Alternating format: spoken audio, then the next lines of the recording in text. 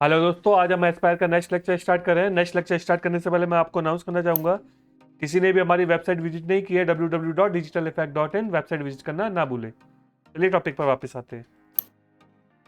New file create कर लेते हैं। 1000 इंटू 1000 इंटू 100 mm और ओके। अभी देखिए, पिछले लेक्चर में अपन ने पढ़ लिया था स्लाइस विजिबल मॉडल। आज अपन दो टॉपिक्स को कवर करेंगे। एक तो अपना है क्रिएट वेक्टर बाउंड्री और सेकंड है create cross section vector. Create vector boundary और क्रिएट क्रॉस सेक्शन वेक्टर क्या होता है, दोनों को एक्सप्लेन करने के लिए सबसे पहले मेरे को एक ऑब्जेक्ट लेना पड़ेगा 3D मॉडल का।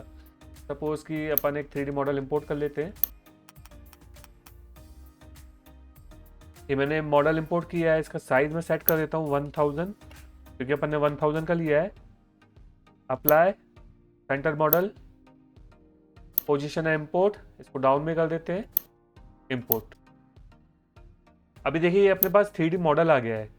अभी 3D मॉडल आ गया है तो देखिए मेरे पास वेक्टर्स नहीं है। वेक्टर क्या है, तो जो ओरिजिनल फाइल होती है ना उसके अंदर वेक्टर के थ्रू ये रेडी किया जाता है। अपने पास वेक्टर नहीं है। अभी थोड़ा सा भी कुछ करेक्शन करना है तो मेरे को थोड़े बहुत वेक्टर्स की नीड है। तो अपन देखिए ओरिजिनल फाइल अपने पास है नहीं है और ये भी अपने पास 3D मॉडल है। इसमें करेक्शन करना है तो कैसे पॉसिबल है, अपन इसका वेक्टर क्रिएट कर सकते हैं। जैसे कि सपोज कि मेरे को टूल पाथ वगैरह भी बनाना है। अगर टूल पाथ बनाना है तो इसमें देखिए एक ऑप्शन दे रखा है, इसको मैं पिन कर देता हूँ। इसका अपन 3D टूल पाथ बनाएंगे। ओके प्रेस कर देते हैं। अभी देखिए इसके अंदर दे रखा है machining limit boundary. Machining limit boundary क्या होता है कि आपको मॉडल बाउंड्री पर करना है, मटेरियल बाउंड्री पर करना है, सिलेक्टेड वेक्टर पर करना है। तो अपने पास वेक्टर होता तो ज़्यादा बढ़िया रहता कि वो सिलेक्टेड वेक्टर पर। अगर अपन करते हैं मटेरियल बाउंड्री तो ये क्या करता, पूरे पर ये रफिंग करना, फिनिशिंग करना, जो भी इसका स्टार्ट हो जाता सारा चालू हो जाता। तो इससे क्या हो जाएगा, टाइम ज़्यादा लगेगा। अपन क्या कर सकते हैं, सिलेक्टेड वेक्टर पर कर सकते हैं। मगर अभी इसके अंदर क्या है, वेक्टर है नहीं है। तो वेक्टर अपन कैसे क्रिएट कर सकते हैं, जैसे देखिए एक ऑप्शन दे रखा है create vector boundary around selected component. जैसे इस पर क्लिक करेंगे, कंपोनेंट मेरा सिलेक्ट नहीं है, इसको मैं सिलेक्ट कर देता हूँ, दोबारा से क्लिक करता हूँ। अभी देखिए सारे तरफ वेक्टर की बाउंड्री आ चुकी है। इसको मैं देखिए मैंने इसको हाइड कर दिया है। ये देखिए सारी वेक्टर की बाउंड्री जो थी उसके अंदर सारी बाउंड्रीज आ चुकी है। पूरा एक्यूरेट तो नहीं आएंगी मगर वो थोड़ा जैसे भी 3D बना हुआ है उसके अकॉर्डिंग वो बाउंड्री को क्रिएट कर सकता है।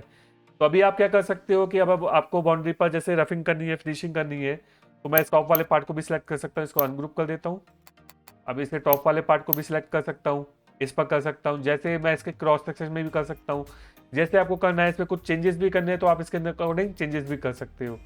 तो ये क्या होता है कि वेक्टर की बाउंड्री क्रिएट कर देता है। जो भी अपने पास 3D मॉडल हो, सपोज अपन दूसरा 3D मॉडल ले लेते हैं। इसको मैंने डिलीट कर दिया है, दोबारा से जाएंगे इंपोर्ट मॉडल करेंगे, एक अपन दूसरा ले लेते हैं, इसको ले लेते हैं अपन। इस पर भी अपन क्या कर देते हैं 1800 कर देते हैं अपन। वाई में ज़्यादा है तो 800। इसको करते हैं सेंटर मॉडल और इसको करते हैं import and position down, import कर लेते हैं अपन। अभी देखिए अगर आपको इसका भी आपको 3D टूल पाथ बनाना है तो आपको बाउंड्रीज चाहिए, या तो आप पूरे मटेरियल पर भी कर सकते हो। इसके अलावा एक और ऑप्शन दे रखा है मॉडल बाउंड्री। मॉडल बाउंड्री भी सिलेक्ट कर सकते हो, पर वेक्टर बाउंड्री सिलेक्ट करोगे तो ज़्यादा बढ़िया है। अपन इसके वेक्टर बना लेते हैं। देखिए अभी इसके आप देखोगे वेक्टर्स नहीं है। जैसे मैं इस पर क्लिक करूंगा, इस पर क्लिक करूंगा, क्रिएट वेक्टर बाउंड्री, देखिए अभी वेक्टर्स आगे सारे। ये वेक्टर आपको दिख रहा है, इसको मैं मूव कर देता हूँ, अभी आपको क्लियरली दिखेगा। देखिए ये वेक्टर बनकर रेडी आया है। किसी भी 3D मॉडल का अगर आपको वेक्टर निकालना है तो आप इसके थ्रू निकाल सकते हो। एक और मॉडल मैं इंपोर्ट करके दिखाता हूँ आपको। सेंटर मॉडल कर देते हैं, इसको अपन ले लेते हैं 700। Apply centre model, import and position, इसको डाउन कर देते हैं, इंपोर्ट। अभी देखिए ये अपने पास मॉडल आ चुका है, बाउंड्री नहीं है इसकी, तो क्लिक करते हैं ना, वो ऑब्जेक्ट सेलेक्ट नहीं है, ऑब्जेक्ट को सिलेक्ट करते हैं, दोबारा से क्लिक करते हैं। अभी देखिए इसकी बाउंड्रीज आ गई हैं। आप वेक्टर देखोगे, देखिए ये वेक्टर आ गया है। इसको मैं डिलीट कर देता हूँ, तो देखिए ये वाला वेक्टर है। तो इस तरह से आप किसी भी 3D मॉडल का वेक्टर इजीली क्रिएट कर सकते हैं जब आपके पास अवेलेबल ना हो। अगर आपके पास एक्चुअल फाइल है उसमें वेक्टर अवेलेबल है तो आप ट्राई कीजिए उससे ही करें। अगर जब आपके पास अवेलेबल नहीं है तो आप इसके थ्रू भी कर सकते हैं। अभी नेक्स्ट ऑप्शन क्या दे रखा है अपन को, क्रिएट क्रॉस सेक्शन वेक्टर। अभी देखिए ये भी बहुत इंपॉर्टेंट टॉपिक है। सबसे पहले मैं एक मॉडल को इंपोर्ट कर लेता हूँ। सबसे पहले फाइल सेटअप कर देता हूँ मैं इसको मैं कर देता हूँ 2500, क्योंकि जो अपने पास मॉडल है वो थोड़ा बड़ा है। मॉडल इंपोर्ट, सेम अपन ने जो पहले लिया था उसको ही ले लेते हैं। इसको भी अपन क्या कर देते हैं 25, apply, centre model, import and position, down में प्रेस कर देते हैं, इंपोर्ट हो जाएगा अपना बेस पर। अपन को कहाँ इंपोर्ट करना है? बेस मॉडल पर इंपोर्ट करना है, बेस सरफेस पर इंपोर्ट करना है। देखिए ये अपना मॉडल इंपोर्ट हो गया है। अभी देखिए ये सारी चीज़ें बनी गई हैं। ये किसके थ्रू बनी है? क्रॉस सेक्शन के थ्रू बनी है, कुछ शेप एडिटर के थ्रू बनी है। जैसे शेप एडिटर ये हो गए अपने create rounded shape, create angular shape, create smooth shape, और कुछ इस किससे बनी हुई है? Create shape between two rail vectors. मतलब टू रेल वेक्टर से क्या है कि कोई दो ओपन वेक्टर है उसके थ्रू शेप्स बनाई गई है। अभी शेप्स कैसे बनाई गई है, पता कैसे पड़े? देखिए अगर आप इसको तिरछा करके देखोगे तो देखिए इसके अंदर सबसे पहले ऊपर गया, फिर राउंडेड हुआ, फिर डाउन चला गया। अभी इसका क्या होता है, टू रेल जब भी आप यूज़ करते हो तो इसके अंदर क्रॉस सेक्शन यूज होते हैं। किसी को भी टू रेल वाला लेक्चर नहीं देखा है वो देख लीजिएगा। उसके अंदर क्या यूज़ होता है? क्रॉस सेक्शन यूज़ होता है। क्रॉस सेक्शन के यूज़ के थ्रू अपन इसको क्या करते हैं? रेडी करते हैं।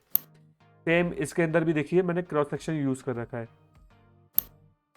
इसके अंदर भी क्रॉस सेक्शन यूज़ है, इसके अंदर भी है। तो अपन को पता कैसे पड़ेगा कि कौन सा क्रॉस सेक्शन यूज़ हुआ है?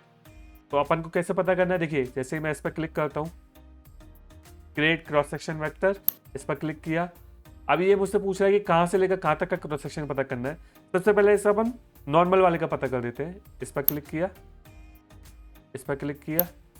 अभी देखिए 2D वेक्टर में देख कर देखते हैं ये क्रॉस सेक्शन किस टाइप का है। सबसे पहले सीधा गया है टॉप में। ये किसकी पोजीशन बता रहा है? ये जेड की पोजीशन बता रहा है। आप ध्यान दीजिएगा, ये जेड बता रहा है कि जेड कैसे गया है। क्रॉस सेक्शन मतलब जेड।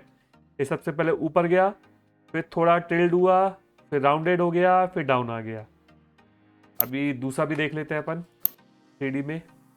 ये वाला क्रॉस सेक्शन देख लेते हैं, ये वाला। तो अपन दोबारा से क्लिक करते हैं, अपन यहाँ से लेकर यहाँ तक का देखते हैं कैसा है क्रॉस सेक्शन। तो देखिए इस टाइप का है। सबसे पहले ऊपर गया, फिर थोड़ा सा फ्लैट हुआ, मतलब जैसे राउंडेड हुआ, फिर डाउन गया, फिर ऊपर गया, फिर डाउन गया, फिर ऊपर गया, फिर डाउन गया। फिर ये किस पोजीशन को रिप्रेजेंट कर रहा है? जेड को रिप्रेजेंट कर रहा है कि जेड इस टाइप का है आपका। तो आप ध्यान दीजिएगा मैं क्या एक्सप्लेन करने। अभी इसको अपन देख लेते हैं। सेम इसका भी क्या हुआ, सबसे पहले ऊपर गया, फिर दोबारा डाउन चला गया, फिर ऊपर गया, फिर डाउन चला गया। अभी आप इसकी फाइल देखोगे एक्चुअल में ही ऐसी है। देखिए इसके अंदर होल हो रखे हैं। सबसे पहले ऊपर जा रहा है, फिर होल हो रखे हैं, फिर डाउन गया, फिर दोबारा नॉर्मल पोजीशन पर आ गया, फिर होल रखे हैं, फिर नॉर्मल पोजीशन पर आ गया। तो क्या है, क्रॉस सेक्शन को पता करना है कि किस टाइप का क्रॉस सेक्शन है, तो आप इस टूल के थ्रू इजीली पता कर सकते हो और सेम उसको बना भी सकते हो। मैं क्या बोल रहा हूँ कि ये करेक्ट पोजीशन पर नहीं आएंगे। करेक्ट तो क्या होगा, जो आपने एक्यूरेट बनाया है क्रॉस सेक्शन के थ्रू वो आपको एक्चुअल में देगा। ये तो क्या है, सिर्फ आपको रेफरेंस दे रहा है कि इस टाइप से बना हुआ है, तो आप इसमें थोड़ा सा चेंजेस कर आप इसको एक्चुअल में बना सकते हैं। तो इसको परफेक्टली लेने की ज़रूरत नहीं है, क्योंकि देखिए ये तो दिखा रहा है कि इस टाइप का है, थोड़ा तिरछा हो रहा है, मगर अपन को पता है ना कि ये थोड़ा राउंडेड है, थोड़ा वैसा है। तो अपन इसको चेंजेस कर सकते हैं। नोड एडिटिंग में जाएंगे, इसको मैं नोड एडिटिंग ले लेता हूँ एंड, और इसको मैं स्मूथ कर लेता हूँ। स्मूथ, इसको स्मूथ कर लेता हूँ। जैसा मेरे को बेटर लगे स्मूथ करना है वैसे स्मूथ कर लेता हूँ। कि देखिए ये तो स्मूथ दे नहीं रखा है, ये तो सिर्फ नोड के थ्रू दे रखे हैं। और या तो इसको रेफरेंस में देखकर आप बना भी सकते हो दूसरा। तो देखिए स्मूथ करना है अपने अकॉर्डिंग थोड़ा, क्योंकि ये तो अपन को सिर्फ रेफरेंस बेस दे रखा कि इस टाइप का क्रॉस सेक्शन लगा हुआ है। जिस तरह से इसने कह दिया था कि ये अपना जो करेक्ट वेक्टर बाउंड्री की थी, सिर्फ इसने आउटर बाउंड्री कर दी थी। उसमें से भी आप जूम करके देखोगे तो इसके अंदर क्या मिलेगा आपको, थोड़े थोड़े मिस्टेक्स मिलेंगे। मिस्टेक्स इस टाइप की देखते हैं अपन। अभी देखिए तो उसने बाउंड्री बना दी है। अभी देखिए बाउंड्री थोड़ी तिरछी जाएगी, थोड़ी अलग जाएगी। देखिए सर्कल मैंने बनाए हुए हैं यहाँ पर, बट सर्कल नहीं आ रहे, ओवल्स आ रहे हैं। ये सर्कल अलग है, ये सर्कल अलग है। तो ये क्या है, सिर्फ रेफरेंस बेस पर क्रिएट कर रहा है। एक्चुअल में तो अपन जब टूल पाथ वगैरह क्रिएट करते हैं तो उसके बेस पर चाहिए होता है, तो अपन इसके लिए बाउंड्री क्रिएट करते हैं। तो आई होप आपको ये लेक्चर अच्छे से समझ में आया होगा। ऐसे ही नए नए इंटरेस्टिंग लेक्चर के लिए please like, subscribe and comment कीजिए, और हमारी वेबसाइट विजिट करना ना भूलें www.digitalfact.in। यहाँ पर आपको कोई भी डिजाइन परचेज करनी है तो आप इजीली परचेज कर सकते हैं। तो चलिए मिलते हैं नेक्स्ट लेक्चर में।